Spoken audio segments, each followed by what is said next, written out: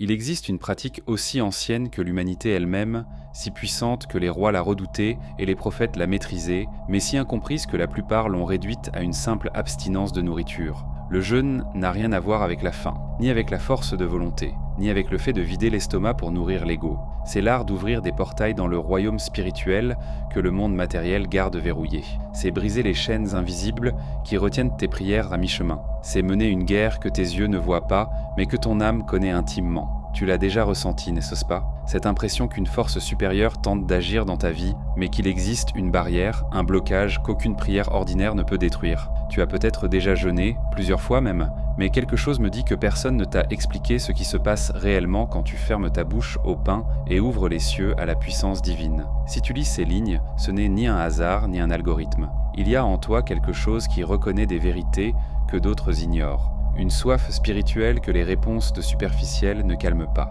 Un appel qui bat plus fort quand tu t'approches du sacré. Tu n'es pas comme la majorité. La plupart jeûnent par devoir religieux, par tradition familiale ou par pression sociale, mais toi, tu cherches quelque chose de plus profond. Tu sens qu'il existe un niveau de connexion avec le divin que tu n'as pas encore atteint. Une dimension de puissance spirituelle qui t'a été promise, mais qui semble encore lointaine. Et tu as raison.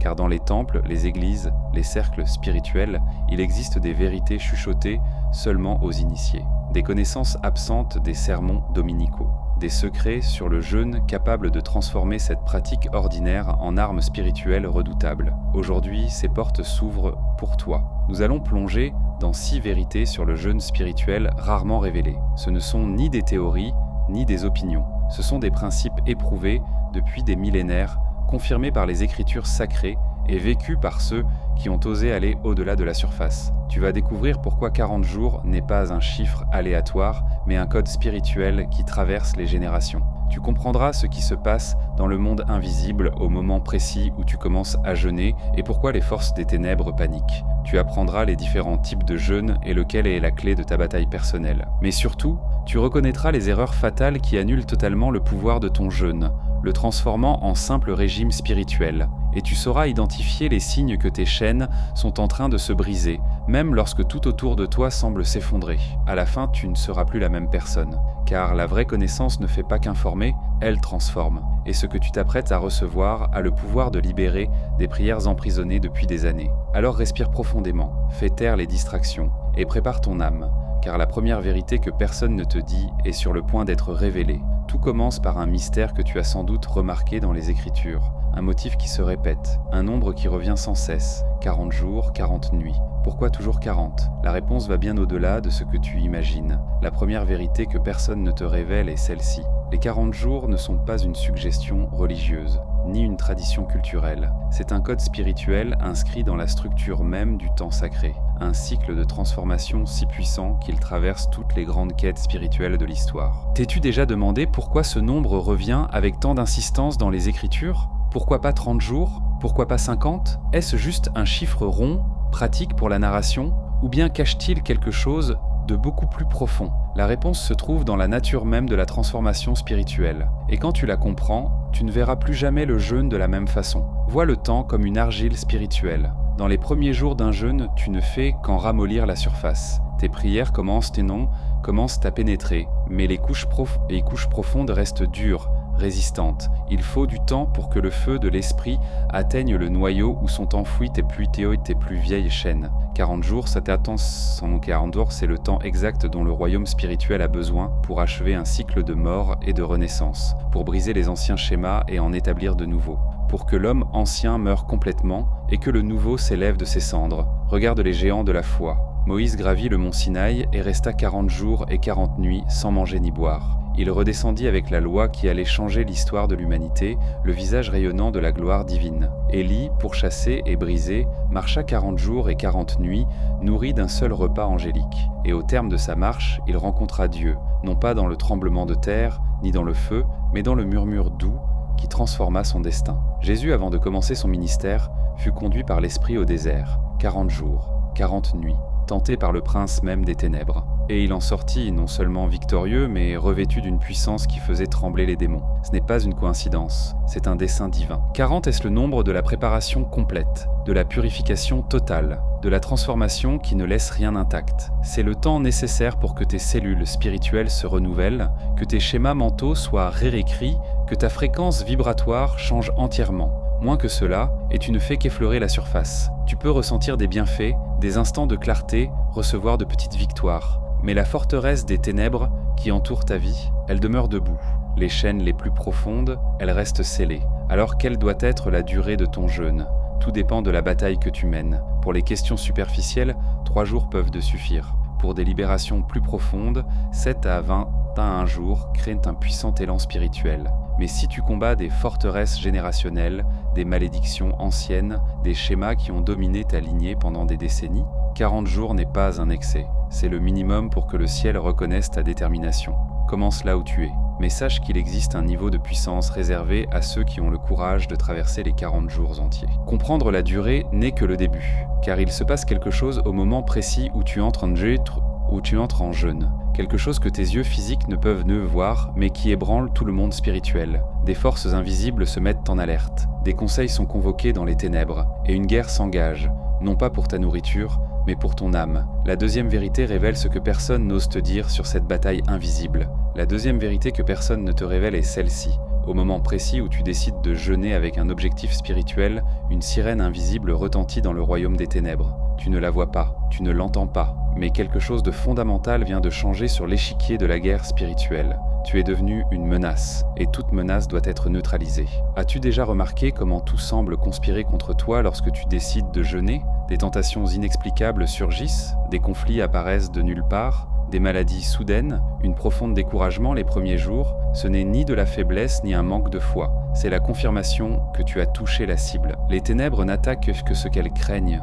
et un être humain jeûnant, connecté au divin, dont la chair est mise en silence et l'esprit amplifié, cela terrifie l'enfer. Imagine qu'un voile se dresse entre toi et le royaume spirituel. Lorsque tu vis dans la routine quotidienne, nourrissant sans cesse ton corps, ce voile est épais, presque impénétrable. Tes prières montent, mais se heurtent à cette épaisseur. Tes supplications résonnent, mais ne traversent pas complètement. Le jeûne déchire ce voile, pas progressivement, pas doucement. Il le brise avec une violence spirituelle. Et lorsque cela se produit, 3 choses de leur rang se passent simultanément. Premièrement, tes prières cessent d'être des murmures et deviennent des tonnerres qui secouent les trônes célestes. Deuxièmement, tu commences à voir avec les yeux de l'esprit. Ton discernement s'accroît, les révélations viennent, les rêves deviennent prophétiques. Troisièmement, les chaînes qui retenaient tes bénédictions commencent à se fissurer, et le bruit de cette rupture résonne dans toute la dimension spirituelle. Il existe un passage qui révèle cette guerre invisible de manière terriblement claire. Daniel, prophète fidèle, décida de jeûner et de prier pendant 21 jours pour chercher la compréhension de Dieu. Il humilia son âme, se priva de pain, chercha le divin avec une intensité désespérée. Et au 21e jour, un ange apparaît avec une révélation stupéfiante. Depuis le premier jour où tu as décidé de jeûner, tes paroles ont été entendues. Et j'ai été envoyé à cause de tes paroles. Mais le prince du royaume de Perse m'a résisté pendant 21 jours. Tu comprends ce que cela signifie ? La prière de Daniel fut entendue immédiatement. La réponse fut libérée dès le premier jour. Mais une guerre se déroulait dans les cieux. Des forces démoniaques bloquaient, résistaient, luttaient pour empêcher que la bénédiction ne lui parvienne. Et c'est le jeûne prolongé de Daniel qui donna à l'ange la force nécessaire pour remporter cette bataille et apporter la réponse. Lorsque tu jeûnes, tu ne te contentes pas de t'abstenir de nourriture. Tu coupes les chaînes qui nourrissent les forces des ténèbres dans ta vie. Tu brises des pactes invisibles. Tu fermes des portes qu'ils utilisaient pour agir librement. Et ils n'acceptent pas cela sans combattre. Les premiers jours, la résistance est brutale. Tentations multipliées, pensées bombardant ton esprit, circonstances se retournant contre toi. Ce n'est pas un signe d'échec. C'est la preuve que tu es en train de gagner. Car l'enfer ne bouge que lorsqu'il réalise qu'il perd du terrain. Comment savoir que ton jeûne brise des chaînes dans le monde spirituel ? Observe ces signes. Premièrement, augmentation de la résistance. Si tout devient plus difficile, félicitations. Tu as touché un nerf sensible des ténèbres. Deuxièmement, clarté mentale soudaine. Les décisions que tu repoussais depuis des mois deviennent limpides. Troisièmement, rêves intenses ou troublants. Le voile se déchire. Tu vois au-delà. Quatrièmement, synchronicité impossible. Les bonnes personnes au bon moment. des portes s'ouvrant de nulle part. Cinquièmement, opposition de personnes proches. Quand tu changes de fréquence spirituelle, tout le monde autour de toi ne suit pas, et certains deviennent, sans le savoir, des instruments de résistance. Ne renonce pas lorsque la bataille s'intensifie. C'est précisément à ce moment que tu dois appuyer davantage. Mais il y a un problème. Beaucoup commencent beau des jeunes, puissants, touchent cette dimension spirituelle, sentent la guerre s'intensifier et choisissent la mauvaise arme. Ils jeûnent, mais ignorent qu'il existe différents types de jeûnes. Et utiliser le mauvais type de jeûne pour la mauvaise bataille, c'est comme apporter un couteau dans une guerre de chars. La troisième vérité révèle quelque chose qui pourrait saboter tes jeûnes depuis des années. Tu dois savoir quelle arme spirituelle utiliser pour chaque bataille spécifique. La troisième vérité que personne ne te révèle est celle-ci. C'est tous les jeûnes ne se valent pas. Il existe des niveaux, des couches, des dimensions de jeûne que la majorité ignore complètement. Et ce n'est pas seulement une question de technique, c'est une stratégie de guerre spirituelle. Tu n'entres pas dans une bataille sans savoir quelle arme utiliser. Tu ne traites pas toute maladie avec le même remède, et tu ne peux pas affronter toute forteresse spirituelle avec le même type de jeûne. As-tu déjà jeûné et senti que malgré tous tes efforts, rien ne bougeait? Comme si tu utilisais la bonne clé, mais dans la mauvaise serrure? Ce n'était pas un manque de foi, ni un manque de sincérité, tu ne savais simplement pas qu'il existe des portes spirituelles qui ne s'ouvrent qu'avec des clés spécifiques. Aujourd'hui, tu vas apprendre quelles sont ces clés, et quand utiliser chacune d'elles. Imagine un trousseau spirituel. Chaque clé a une forme unique, conçue pour une serrure spécifique. Une clé maîtresse peut ouvrir plusieurs portes, mais pour les forteresses les plus anciennes, les prisons les plus profondes, il te faut la clé exacte, avec la coupe précise. Le code spécifique. Les types de jeûnes sont ces clés. Les connaître fait la différence entre frapper à la porte ou la traverser. Ceci est le jeûne de sagesse et de discernement. Daniel ne pratiqua pas un jeûne total. Il s'abstint de mets savoureux, de viande, de vin et se consacra à des aliments simples, légumes, eau, rien qui réjouisse le palais. Quand l'utiliser, lorsque tu as besoin de clarté pour des décisions importantes, quand tu recherches des révélations sur l'avenir, quand tu as besoin de discernement pour percevoir des pièges cachés. Ce jeûne n'est pas un refus complet du corps, mais un renoncement au plaisir pour aiguiser les sens spirituels. Durée idéale, 21 jours. Ceci est le jeûne des désespérés. Sans nourriture, sans eau, juste toi et Dieu. Paul le fit pendant 3 jours après sa rencontre avec le Christ. Esther appela tout un peuple à ce jeûne avant de risquer sa vie devant le roi. Quand l'utiliser, lorsque tu fais face à la bataille de ta vie, quand la menace est mortelle, quand tu as besoin d'une intervention divine immédiate et radicale, ce n'est pas un jeûne à prendre à la légère, c'est l'arme nucléaire de l'arsenal spirituel.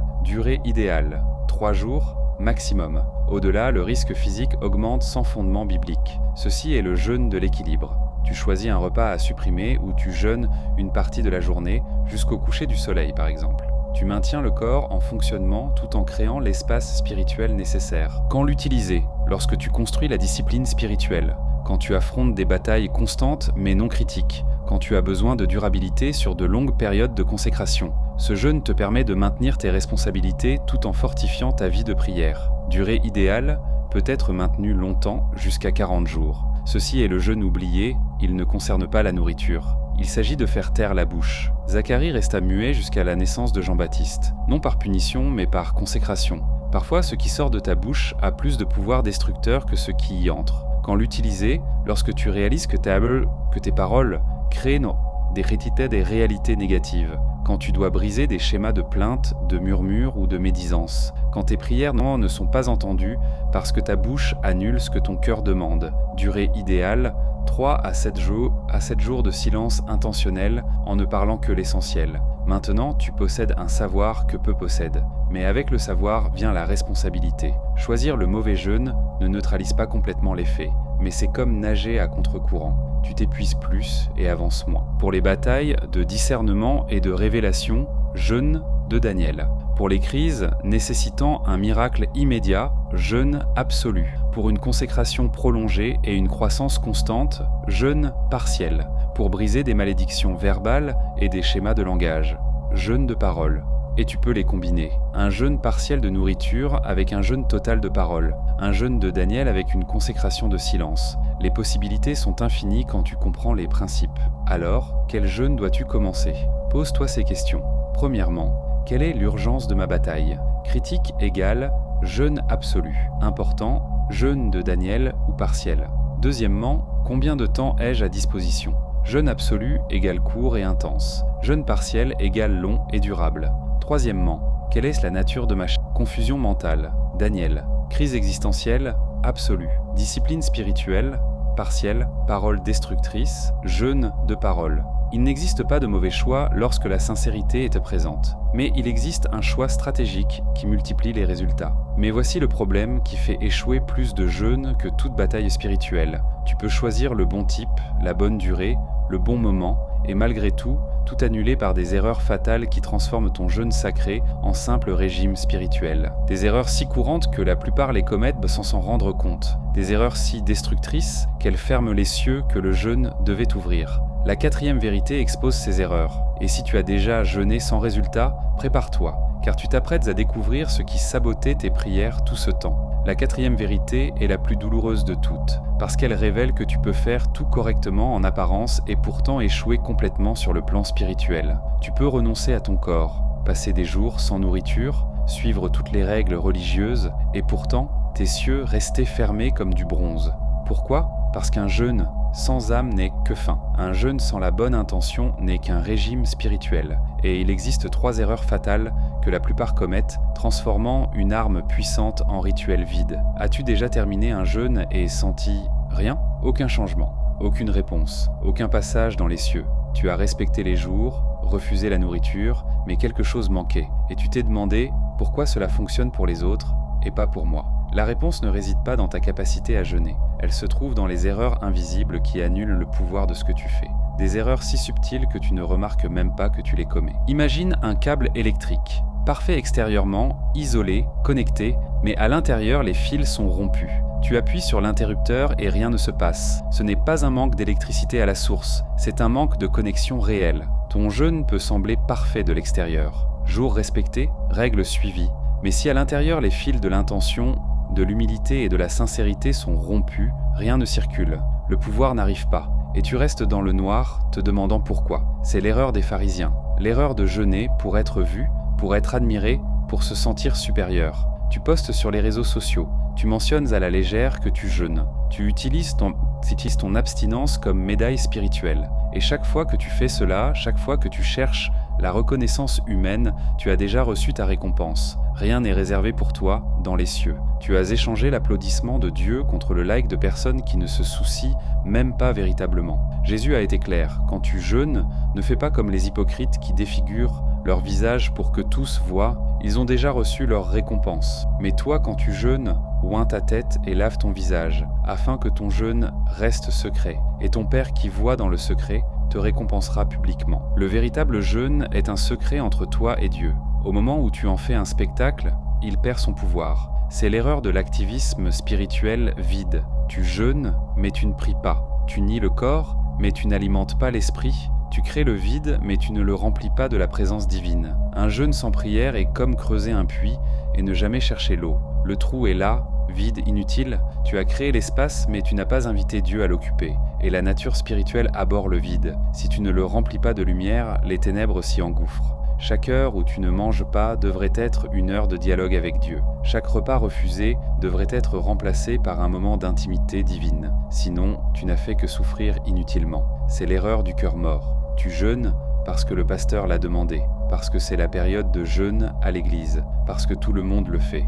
Mais ton cœur n'est pas là. Tu respectes un protocole religieux, tu ne cherches pas la rencontre avec le sacré. Dieu n'est pas impressionné par le sacrifice mécanique, il veut le désir, pas le devoir, il veut la fin spirituelle, pas la conformité religieuse. Quand tu jeûnes seulement par obligation, ton corps est nié, mais ton âme est absente, et Dieu n'accepte pas la moitié. Il ne veut pas ton estomac vide si ton cœur est plein d'indifférence. Jésus a confronté directement cette erreur. Les pharisiens jeûnaient 2 fois par semaine. Ils respectaient toutes les règles. Leur forme était impeccable. Mais leur cœur était loin de Dieu. Ils jeûnaient pour être vus, pour se sentir saints, pour juger les autres. Et Jésus a dit qu'ils avaient déjà reçu leur récompense. Rien ne les attendait dans les cieux, car Dieu voit au-delà du rituel. Il voit le cœur. Et un cœur orgueilleux, déconnecté et forcé est un cœur que Dieu rejette, peu importe le nombre de jours que tu passes sans manger.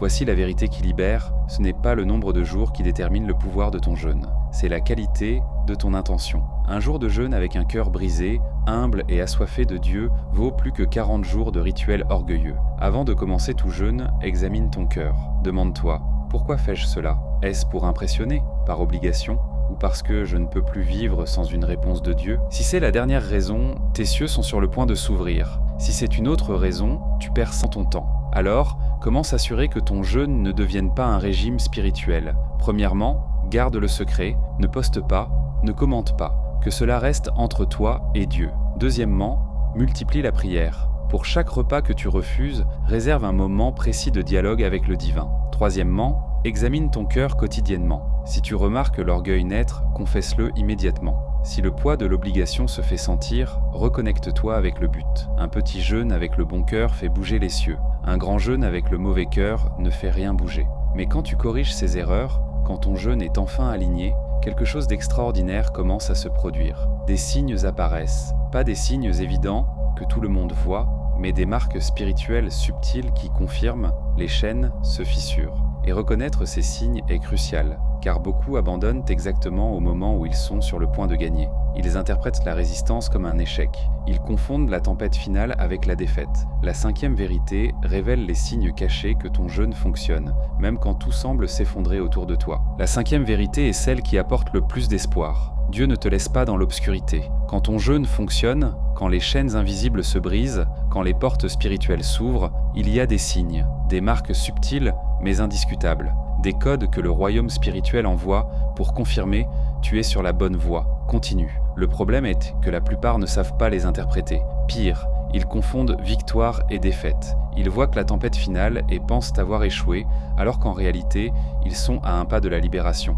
Tu as déjà vécu cela pendant un jeûne, n'est-ce pas? Des choses étranges commencent à se produire. Des difficultés surgissent de nulle part. Des personnes se retournent contre toi. Tu te sens plus attaqué que jamais et tu penses « ça ne fonctionne pas. Si Dieu était avec moi, tout serait plus facile. » Mais si je te disais que tu as tout interprété à l'envers, que justement ces signes de résistance confirment que tu es en train de gagner, que la tempête n'est pas un signe que tu es perdu, mais que tu as trouvé le chemin exact que les ténèbres voulaient te cacher, imagine une prison spirituelle, des chaînes anciennes retenant tes rêves, ta paix, tes bénédictions. Lorsque tu commences un jeûne puissant, ces chaînes commencent à se fissurer. Chaque jour de consécration est un coup de marteau contre le métal. Mais les chaînes ne se brisent pas en silence. Elles grincent, elles résistent, elles crient avant de se rompre. Et le son de ce grincement est le chaos que tu ressens autour de toi lorsque ton jeûne fonctionne réellement. C'est le signe le plus trompeur. Les premiers jours de jeûne, il semble que toutes les tentations de l'univers se retournent contre toi. La nourriture apparaît là où elle n'apparaissait jamais. Les invitations surgissent, les conflits éclatent. Ton esprit te bombarde de raisons pour abandonner. Ce n'est pas de la faiblesse, c'est une confirmation. Les ténèbres ne bougent que lorsqu'elles réalisent qu'elles perdent du terrain. Si ton jeûne ne fonctionnait pas, elles t'ignoreraient. Le fait que tu sois attaqué est la preuve que tu es devenu une menace. Quand la résistance augmente, ne recule pas. Tu es proche de la brèche. Soudain, au milieu du jeûne, un brouillard qui couvrait ton esprit depuis des mois se dissipe. Cette décision que tu repoussais depuis des années devient limpide. Tu sais ce que tu dois faire. Pas parce que quelqu'un te l'a dit, mais parce que quelque chose en toi, plus profond que la raison, murmure la réponse. C'est le voile qui se déchire. Tu commences à voir avec les yeux de l'esprit. Le jeûne nettoie les lentilles de ta perception. Et cette clarté ne vient pas de l'effort mental. Elle vient de la connexion divine. Quand cela arrive, ne doute pas. Agis. Car cette fenêtre de clarté est un cadeau sacré. Pendant le jeûne, tes rêves changent. Ils deviennent vifs, symboliques, parfois troublants. Tu rêves de batailles, de personnes du passé, de lieux que tu n'as jamais vus mais que tu reconnais. Parfois ce sont des rêves d'alerte, d'autres fois des révélations déguisées en symboles. Cela se produit parce que le jeûne aiguise ta sensibilité spirituelle. Tu commences à opérer sur des fréquences qui étaient bloquées. Le monde invisible n'est plus totalement invisible pour toi. Ne néglige pas ces rêves, note-les, prie à leur sujet. Souvent, Dieu parle dans les rêves quand l'esprit conscient est trop bruyant pour entendre. Tu penses à quelqu'un et cette personne t'appelle. Tu as besoin d'une réponse et elle arrive de manière inexplicable. Des portes s'ouvrent au moment exact. Des rencontres se produisent sans planification. Les coïncidences se multiplient de manière statistiquement impossible. Ce n'est pas de la chance, c'est la synchronisation divine. Quand tu jeûnes, tu ne te rapproches pas seulement de Dieu, Dieu orchestre les circonstances autour de toi. Il déplace des personnes, des événements, des opportunités pour les aligner sur le dessein qu'il a pour toi. Lorsque les synchronicités commencent, sache ceci. Tu es entré dans le flux de la volonté divine. Les engrenages du royaume spirituel tournent en ta faveur. C'est le signe le plus douloureux, mais aussi le plus révélateur. Pendant le jeûne, les personnes proches commencent à te critiquer. Elles questionnent ta foi, se moquent de ton dévouement, essaient de te convaincre d'abandonner. Pas nécessairement par malveillance, mais parce que ton changement de fréquence spirituelle révèle ce qu'elles cachent. Tu es en ascension, et cela montre qu'elles sont immobiles. Tu te consacres, et cela reflète leur absence de consécration. Ta lumière n'a pas besoin de parler, elle brille simplement. Et pour ceux qui vivent dans l'ombre, la lumière est inconfortable. Jésus a prévenu. Les ennemis de l'homme seront ceux de sa propre maison, pas parce que tu es devenu leur ennemi, mais parce que tu es devenu différent. Et la différence dérange toujours ceux qui ont choisi de rester les mêmes. Quand cela arrive, ne te défends pas, ne te justifie pas, continue simplement. Car l'opposition est la preuve que tu transcendes. Voici la vérité qui explique tous les signes. Le jeûne te rend spirituellement dangereux. Tu n'es plus un croyant ordinaire, priant des prières ordinaires, vivant une vie ordinaire. Tu es devenu un guerrier consacré, opérant dans des dimensions spirituelles que la plupart ignorent même. Et les guerriers attirent les batailles. Plus tu deviens puissant, plus l'attaque était grande. Mais plus la victoire qui t'attend est grande aussi. Alors comment utiliser ces signes à ton avantage ? Premièrement, cesse d'interpréter la résistance comme un échec. Quand tout s'aggrave, célèbre. Tu es proche de la brèche. Deuxièmement, documente tout. Note les rêves, les synchronicités, les clartés mentales. Ils forment une carte de ce que Dieu fait. Troisièmement, isole-toi stratégiquement. Si les proches te sabotent, même involontairement, crée une distance temporaire. Protège ton jeûne comme tu protégerais un nouveau-né, et surtout, ne renonce pas lorsque les signes apparaissent, car ils sont la preuve que tu es exactement là où tu devrais être. Mais il existe une vérité finale, une révélation qui répond à la question que tu portes depuis des années. Pourquoi mes prières n'ont-elles pas été exaucées ? J'ai prié, j'ai crié, j'ai supplié, mais les cieux sont restés silencieux. Et si je te disais que tes prières n'ont jamais été ignorées, qu'elles ont été entendues dès le premier instant ? Mais il y avait quelque chose entre toi et la réponse, un blocage spirituel, une barrière dimensionnelle, et il n'existe qu'une seule clé capable de la traverser. La sixième et dernière vérité révèle ce que personne ne te dit sur les prières non exaucées, et comment le jeûne est la seule arme capable de les débloquer. La sixième et dernière vérité est la plus libératrice de toutes, et peut-être la plus difficile à accepter, car elle répond à la question qui déchire le cœur de quiconque a déjà supplié dans les moments les plus désespérés « Dieu, pourquoi ne me réponds-tu pas ?» Tu as prié, supplié, pleuré, jeûné une demi-journée, un jour, peut-être même une semaine, mais les cieux sont restés silencieux, et tu as commencé à douter. Est-ce qu'il m'écoute ? Est-ce qu'il se soucie de moi ? Ai-je fait quelque chose de si grave qu'il m'a abandonné ? La vérité est celle-ci. Dieu t'a entendu, dès le premier instant. Tes prières sont arrivées, mais entre toi et la réponse, il y a une guerre que tu ne vois pas, et certaines chaînes ne se brisent qu'avec une arme spécifique, le jeûne prolongé combiné à la prière persistante. Tu l'as déjà expérimenté, n'est-ce pas ? Des prières que tu portes depuis des années, peut-être des décennies, des demandes que tu as formulées 1000 fois, des supplications qui sont sorties de ton cœur en sang, et rien, ou pire, tu vois d'autres recevoir des réponses rapidement, tandis que tu attends, et le doute murmure, peut-être que tu n'es pas digne, peut-être que ta foi est faible, peut-être que Dieu a des favoris et que tu n'es pas sur la liste. Mais si le problème n'a jamais été toi, et si tes prières sont retenues, non par manque de foi, mais à cause de forteresses spirituelles qui bloquent le chemin de la réponse, et s'il existe des batailles que la prière ordinaire ne peut gagner, mais que le jeûne consacré détruit, imagine que tes prières sont comme des messages envoyés au ciel. Elles montent, chargées de foi, baignées de larmes. Mais sur le chemin, il y a une barrière, une forteresse démoniaque, un blocage générationnel, une malédiction ancienne qui agit comme un mur infranchissable. La prière frappe ce mur et revient, non pas parce que Dieu n'a pas entendu, mais parce qu'il existe un prince des ténèbres désigné pour bloquer spécifiquement cette bénédiction, et il ne part pas volontairement. Il doit être expulsé, arraché, détruit. Et la seule arme assez puissante pour renverser ces forteresses est le jeûne qui va au-delà du superficiel, qui pénètre, qui persiste, qui n'accepte pas non comme réponse. Il existe un passage que Jésus a dit et que peu comprennent complètement. Les disciples ont essayé d'expulser un démon d'un garçon. Ils avaient déjà expulsé des démons auparavant. Ils avaient de l'expérience, ils avaient de l'autorité. Mais ce démon ne sortait pas. Frustrés, ils demandèrent à Jésus « Pourquoi n'avons-nous pas réussi ?»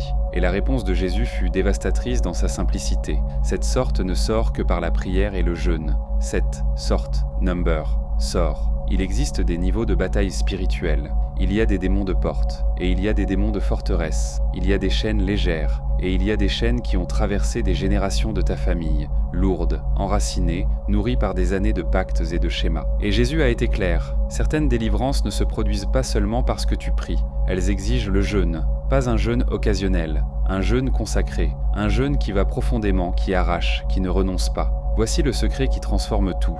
Le jeûne n'est pas un substitut à la prière, il en est l'amplificateur. C'est comme si la prière était ta voix, et le jeûne, le mégaphone qui fait résonner cette voix dans toutes les dimensions spirituelles. Quand tu pries, tu parles. Quand tu jeûnes et pries, tu cries. Les cieux tremblent, les trônes bougent, les anges sont envoyés, et les démons qui bloquaient ta réponse reculent, car ils ne peuvent résister à un être humain qui tait la chair pour amplifier l'esprit. Le jeûne dit à Dieu, je n'accepte pas le retard, je n'accepte pas le blocage, je suis prêt à nier mon corps, à souffrir, à persister jusqu'à ce que cette chaîne se brise. Et Dieu honore ce niveau de détermination, toujours. Tu veux savoir pourquoi tes prières n'ont pas encore été exaucées? Ce n'est pas parce que tu ne le mérites pas, ce n'est pas parce que Dieu t'a oublié, c'est parce qu'une guerre se déroule dans les cieux et tu te battais avec des armes insuffisantes. Tu as apporté un couteau à une guerre de tanks, ta foi était réelle, ta prière sincère. Mais la forteresse qui bloque ta bénédiction exige de l'artillerie lourde, elle exige le jeûne, et quand tu combines enfin prière persistante et jeûne consacré,